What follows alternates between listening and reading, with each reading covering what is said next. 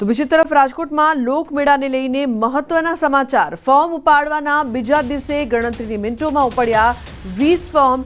યાંત્રિક રાઇડના 20 ફોર્મ ઉપડ્યા છે। ગઈકાલે ઓલ ગુજરાત મેળા એસોસિએશન દ્વારા એસઓપીમાં બદલાવ નહીં તો મેળાના બહિષ્કારની ચીમકી ઉચ્ચારવામાં આવી હતી। ચીમકી ઉચ્ચાર્યા બાદ પણ કેટલાક યાંત્રિક રાઇડના સંચાલકો દ્વારા ફોર્મ ઉપાડવામાં આવતા અનેક તર્ક વિતર્ક સર્જાયા। ગઈકાલે ફોર્મ ઉપાડવાના પ્રથમ દિવસે એક પણ યાંત્રિક રાઇડના પ્લોટનું ફોર્મ નહોતું પડ્યું તો યાંત્રિક રાઇડના 20 જેટલા ફોર્મ ઉપાડવામાં આવ્યા છે। બીજા દિવસે ગણતરીની મિનિટોમાં 20 ફોર્મ ઉપડ્યા। અંકિત જોડાયેલા છે ફોન લાઈન પર વધુ માહિતી આપવા માટે। અંકિત, શું વધુ અપડેટ છે આ સમગ્ર મામલે? લુબના ખાસ કરીને વાત કરવામાં આવે તો સૌરાષ્ટ્રનો સૌથી મોટો લોકમેળો છે તે રાજકોટ શહેર ખાતે યોજાતો હોય છે ને ચાલુ વર્ષે પણ લોકમેળો છે તે રાજકોટ શહેરના રેસકોર્સ મેદાન ખાતે યોજાવાનો છે। આગામી 14 ઓગસ્ટથી લઈને 18 ઓગસ્ટ સુધી આ લોકમેળો છે તે રાજકોટના રેસકોર્સ મેદાન ખાતે યોજાવાનો છે। ત્યારે લોકમેળાને લઈને યાંત્રિક રાઇડના જે સંચાલકો છે અને ખાસ કરીને લોકમેળા ગુજરાત ઓલ લોકમેળા એસોસિએશન છે તેમના દ્વારા ગઈકાલે રાજકોટની અંદર બેઠક યોજવામાં આવી હતી। બેઠક બાદ તેમના દ્વારા એક પત્રકાર પરિષદ પણ કરવામાં આવી હતી। જેમાં તેમના દ્વારા કહેવામાં આવ્યું હતું કે સરકાર દ્વારા જો એસઓપીમાં બદલાવ લાવવામાં નહીં આવે તો અમારા દ્વારા મેળાની બહિષ્કાર છે તે કરવામાં આવશે ને આ પ્રકારે મેળાના બહિષ્કારની ચીમકી છે તે ઉચ્ચારવામાં આવી હતી।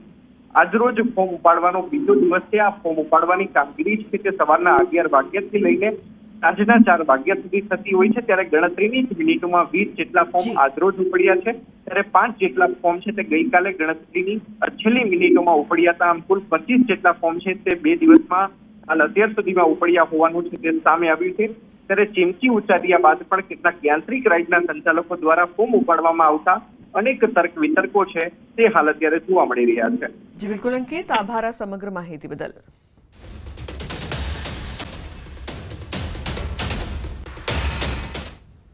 તો અન્ય સમાચાર સુરતથી। સુરતના ભેસ્તાન વિસ્તારની ઘટના। હનુમાનજીના મંદિરમાં અશોભનીય કૃત્ય કર્યું। આ સમગ્ર ઘટના સીસીટીવીમાં કેદ થઈ છે। લોકો આ કૃત્યને લઈને ભારે રોષમાં જોવા મળી રહ્યા છે। ભેસ્તાન પોલીસ મૂળ આરોપી સુધી પહોંચી છે। આરોપીની પત્નીએ જાહેરમાં માફી પણ માંગી છે। માતા પિતાની તબિયત 8 વર્ષથી ખરાબ છે। પતિની પણ સિવિલ હોસ્પિટલમાં દવા ચાલતી હોવાની વાત કરી છે।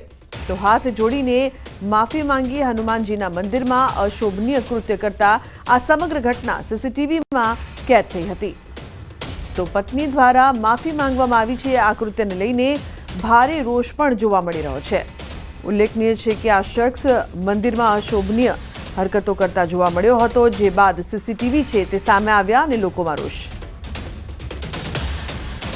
इसके लिए हम सारे हिंदू समाज से हाथ जोड़कर माफी मांगते हैं।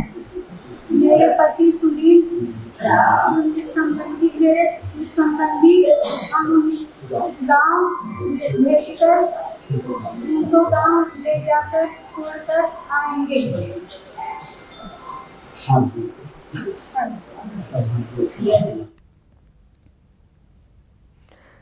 તો આરોપીની પત્નીએ જાહેરમાં માફી માંગી છે। કીર્તેશ જોડા છે ફોન લાઈન પર। કીર્તેશ, જે પ્રકારની આ સમગ્ર ઘટના બની છે, શું અપડેટ આપની પાસે? બિલકુલ, સુરતના ભેસ્તાન વિસ્તારની આ ઘટના છે કે જ્યાં એક વ્યક્તિ મંદિરમાં હનુમાન દાદાની મૂર્તિ ઉપર ચંપલ મૂકતા હોય તેવી સમગ્ર ઘટના સીસીટીવીમાં કેદ થાય છે। લોકોમાં વિડીયો વાયરલ થતાની સાથે આક્રોશ હતો, જેને લઈને ભેસ્તાન પોલીસે તપાસ શરૂ કરી હતી અને આરોપી સુધી પહોંચ્યા હતા। જો કે આરોપીની પત્ની જાહેરમાં માફી માંગે છે। કહે છે કે માતા પિતાની તબિયત 8 વર્ષથી ખરાબ છે। પતિની પણ સુરત સિવિલ હોસ્પિટલમાં માનસિક બીમારમાં દવા ચાલતી છે અને માનસિક બીમાર હોવાને લઈને આ પગલું ભર્યું હોય તેવું કહી દીધું છે। પણ તેની સાથે તેને માફી માંગતા મામલો સામે આવ્યો છે। જો કે હાલ મામલે પોલીસે ગુનો દાખલ કરી વધુ તપાસ પણ શરૂ કરી છે। જી બિલકુલ કીર્તેશ, આભાર સમગ્ર માહિતી બદલ।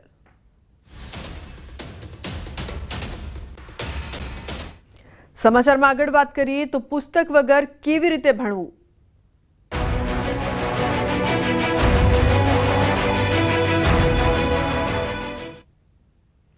શાળાઓ તો શરૂ થઈ ગઈ, પણ પુસ્તકો ક્યાં? રાજકોટમાં સ્ટેશનરીઓમાં વાલીઓની લાઈનો લાગી છે, છતાં પણ નથી મળતા પુસ્તકો।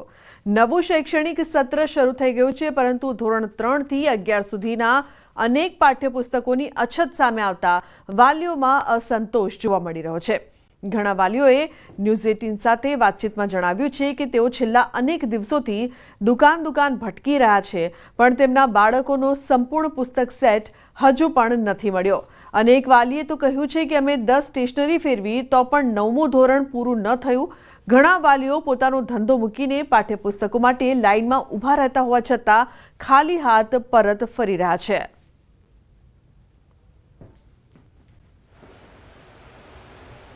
ગવર્મેન્ટના હાલમાં પુસ્તક નથી મળી રહ્યા. એમાં ખાસ 3જા ધોરણનું ગણિત, 6ઠ્ઠા ધોરણમાં 7 વિષયમાંથી 3 આવે, 4 નથી આવતા. એવી રીતે જ 8મા ધોરણમાં, એવી રીતે જ 9મા ધોરણમાં, એવી રીતે જ 11 કોમર્સમાં તો કોઈ ચોપડા જ નથી મળતા, ઇંગ્લિશ મીડિયમમાં અને ગુજરાતી મીડિયમમાં પણ. અને 11 સાયન્સની અંદર પણ પુસ્તકો નથી મળતા ગુજરાતી મીડિયમમાં ખાસ. વાલીઓની હેરાનગતિ એક તો અહીંયા લાઇનમાં ઉભા રહ્યો 1-1.5 કલાક, એના ઉપરાંત પછી એને 7 પુસ્તકમાંથી 3 મળે, એટલે વાલીઓનો પણ એટલો જ આક્રોશ છે. તો આ તંત્રના ધાંધિયાથી વાલીઓમાં ભારે રોષ જોવા મળી રહ્યો છે. વાલીઓના કોપાયમાન રોષ જોતા પહેલા સાંભળીએ સ્ટેશનરીના માલિકો શું કહી રહ્યા છે.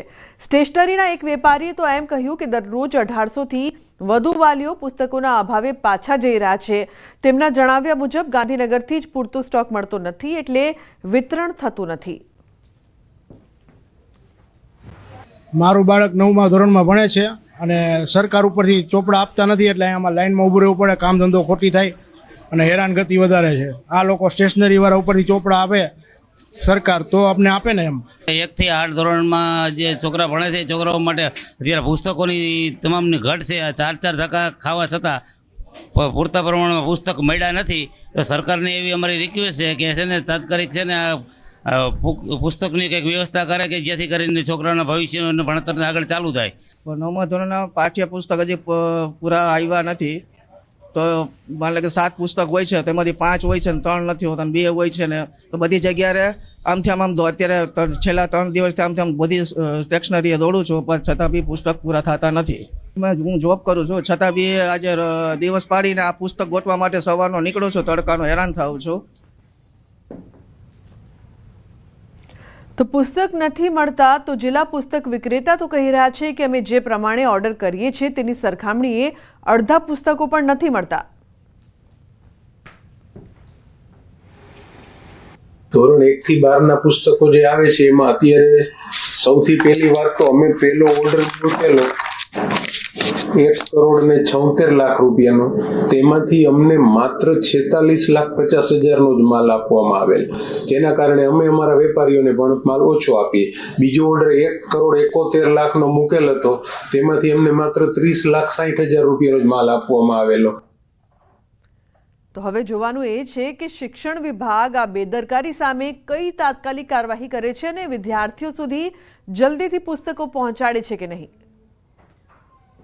શાળાઓ તો શરૂ થઈ ગઈ છે, પરંતુ પુસ્તકો ક્યાં? આ સવાલ છે તે રાજકોટના વાલીઓના મનમાં જે છે એ ગુંજી રહ્યો છે. એનું કારણ છે કે રાજકોટ શહેરમાં જે છે આશરે 500થી પણ વધુ સરકારી તેમજ ખાનગી શાળાઓ આવેલી છે, અને આ શાળાઓમાં ક્યાંક ને ક્યાંક અત્યારે જે છે સરકાર દ્વારા જે પ્રાથમિક શાળાના પુસ્તકો છે, જેમાં ખાસ કરીને 3જા ધોરણનું ગણિત સહિતના જે અલગ અલગ ધોરણના પુસ્તકો છે, તે પુસ્તકોની ઘટ છે ને એમના કારણે વાલીઓ છે તે અનેક ગણા હેરાન થતા હોય છે. આપ દ્રશ્યોમાં પણ જોઈ શકો છો કે જે રીતના માત્ર આ એક જ પ્રકાશનમાંથી જે છે દરરોજ આશરે 1500થી 2000 જેટલા વાલીઓ જે છે તેમને ધક્કો થતો હોય છે. સવારથી સાંજ સુધીમાં અનેક વાલીઓ જે આવતા હોય છે. કોઈ એક ધોરણનો આખો સેટ જે છે કમ્પ્લીટ કરવો ક્યાંક ને ક્યાંક વાલીઓ માટે પણ પડકારજનક છે. જ્યારે ન્યૂઝ 18 ટીમ દ્વારા સમગ્ર બાબતની રિયાલિટી ચેક કરવામાં આવી ત્યારે જે છે પુસ્તકોની ઘટ હોવાનું સ્પષ્ટ રીતે સામે આવ્યું હતું. ખાસ કરીને પુસ્તકો જે છે શાળાઓ શરૂ થતાની સાથે જ વાલીઓ માટે સૌથી મોટી બાબત એ હોય છે કે જે તેમના સંતાનો હોય છે તેમને જે છે પૂરતા પુસ્તકો અભ્યાસની જે સામગ્રી છે તે પૂરી પાડે, પરંતુ ક્યાંક ને ક્યાંક આ સામગ્રી પૂરી અભ્યાસના પુસ્તકો પૂરા પાડવા માટે વાલીઓને જે છે અનેક તકલીફોનો સામનો કરવો પડી રહ્યો છે. ઉપરથી પુસ્તકો ન આવતા હોવાનું પણ જે છે તે વાલીઓ જે છે એ સ્ટેશનરી તેમજ જે છે અલગ અલગ પ્રકાશનોના માલિકો કહી રહ્યા છે. તેમનું કહેવું છે કે આ પુસ્તકો માટે તેમના દ્વારા 2 મહિના અગાઉ જ માંગ કરવામાં આવી હતી, પરંતુ હજુ જે છે તેમની માંગ પૂર્ણ ન થતાં પુસ્તકો નથી આવતા, એમને કારણે અનેક વાલીઓ છે તેમને હેરાન પરેશાન થવાનો વારો આવ્યો છે. હાર્દિક જોશી, ન્યૂઝ 18 ગુજરાતી, રાજકોટ. તો કંઈક આવી જ સ્થિતિ જામનગરમાં પણ જોવા મળી રહી છે. વાલીઓ શાળા ખુલી જવાના કારણે ચિંતામાં છે. શૈક્ષણિક સત્ર શરૂ થઈ ગયું છે. બાળકો શાળાએ જવા આતુર છે, પણ પુસ્તકોની ઘટ હોવાના કારણે જવું તો જવું કેમ તેવી સ્થિતિ સર્જાઈ છે. વહેલી સવારથી વાલીઓ કામકાજ છોડીને પુસ્તક વિક્રેતાને ત્યાં લાઇનમાં ઊભા રહી જાય છે, પણ વિક્રેતા પણ બિચારા શું કરે, કારણ કે પુસ્તકો આગળથી જ નથી આવતા. તેઓ વાયદા પર વાયદા કરે છે. મારી બેબી 5મા ધોરણમાં અભ્યાસ કરે છે અને અત્યારે સ્કૂલ ચાલુ શરૂ થઈ ગયેલી છે અને પાઠ્યપુસ્તકનો